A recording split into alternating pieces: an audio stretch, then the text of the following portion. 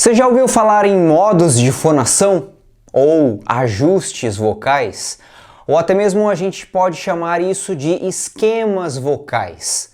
Qual a diferença entre esses três termos? E na prática, como é que a gente ensina isso para os nossos alunos? Vem comigo e seja bem-vindo ao De Professor para Professor.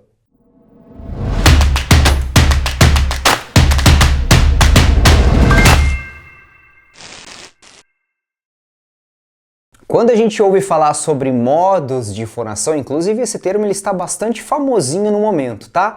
Mas nós já falamos em ajustes vocais e até mesmo em esquemas vocais. Qual a diferença em cada um desses termos? Olha só, quando a gente fala especificamente em modos de fonação, que não tem nenhuma novidade, tá bom? Já é pesquisado sobre isso desde a década de 70. Nós estamos falando em como as pregas vocais estão aduzindo, ou seja, como ela está fechando ou abrindo, que pode ser maior ou pode ser menor. Se tem mais tempo de prega vocal fechada, a gente tem um modo de fonação mais tenso. Se esse quociente de fechamento é maior em abertura, nós temos um modo de fonação mais soproso. Então, quando a gente ouve falar em modos de fonação fluido, modos de fonação soproso, modos de fonação tenso, nós estamos falando exatamente disso.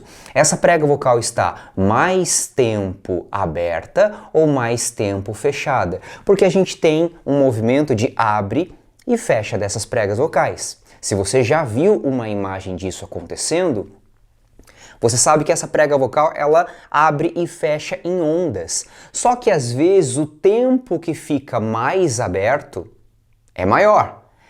Da mesma forma, o tempo de fechamento maior vai influenciar na qualidade vocal. E é aqui que entra a nossa prática. Se eu tenho uma voz que vaza mais ar, o quociente de abertura, nesse caso, é maior, porque tem mais tempo de prega vocal aberto nesse processo. Então, automaticamente, eu tenho uma qualidade de voz que é mais soprosa. Se o meu quociente de fechamento é maior, e aí eu tenho uma voz que tem mais presença, tem mais brilho, tem mais metálico, tem mais peso, eu tenho mais tempo de prega vocal aduzida, fechada, então eu posso ter aqui um modo de fonação mais tenso, mais duro. Quando a gente vai para os ajustes vocais, e muitas vezes nesse caso a gente tem nomes como belting, mix, voz sussurrada e assim como outros tantos nomes, nós estamos falando também implicitamente de modos de fonação. Mas quando a gente chama de belting, eu já estou falando de uma estética. Uma estética muitas vezes que está conectada a um gênero musical. Se eu falo em belting, eu estou falando do quê? Teatro musical. Se eu falo em mix, eu estou falando do quê? De música comercial. Se eu falo em voz de cabeça, em voz de peito, em curbing, em voz sussurrada e outros tantos termos que são criados por aí, eu estou falando de uma estética envolvida. Tem uma relação direta, Márcio, com modos de fonação? Claro que sim. Óbvio que sim. Porque a maneira como essa prega vocal está abrindo e fechando influencia completamente nesse ajuste vocal, nesse esquema vocal. E por que então esquema vocal? Porque voz não é só prega vocal abrindo e fechando. Voz é fonte e filtro. Ou seja, a maneira como eu estou abrindo a boca vai influenciar no som, no resultado final, na estética final desse processo. Se eu tenho mais boca fechada e eu estou tentando fazer um belting, isso não vai ser possível. Pensa, se eu for fazer let it go, não vai rolar. E não é só porque eu tenho uma tensão de prega vocal, porque a minha laringe está mais alta, é porque eu não tenho espaço de ressonância necessário para isso acontecer da maneira correta. Eu preciso de fonte, fonação, modos de fonação, mas eu preciso de filtro. E quando a gente pensa em ajustes e esquemas, nós estamos falando do produto, do processo como um todo. Então, modos de fonação, como que essa prega vocal está se comportando? Mais tempo abrindo ou mais tempo fechando? Quando eu falo em ajustes, que é uma coisa que eu ensino extensivamente no meu curso Os Pilares do Canto, eu estou falando também de estética. Agora, se você quer entender de forma mais anatômica, fisiológica, didática e pedagógica o que está acontecendo nesse processo, no meu treinamento em pedagogia vocal eu falo sobre isso durante muitas aulas, tá? É bem importante você, como professor, saber a diferença do que está ouvindo, avaliando, analisando, para que você possa entender o que o seu aluno está fazendo de certo ou errado.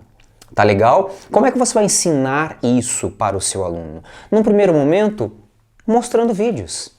Pensa, por exemplo, a voz da Billie Eilish. Esse solzinho que é mais soproso significa que tem um modo de fonação o quê? Soproso. Pensa em vozes como Beyoncé. Pensa em vozes como Jessie J. Pensa em vozes como Fred Mercury, Bruno Mars. O que essas vozes têm em comum?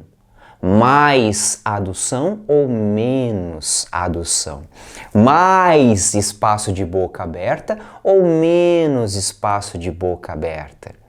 Mais brilho, mais metálico, mais estridência? E aí a gente tem uma série de termos e adjetivos que podem entrar e fazer sentido ou não para você.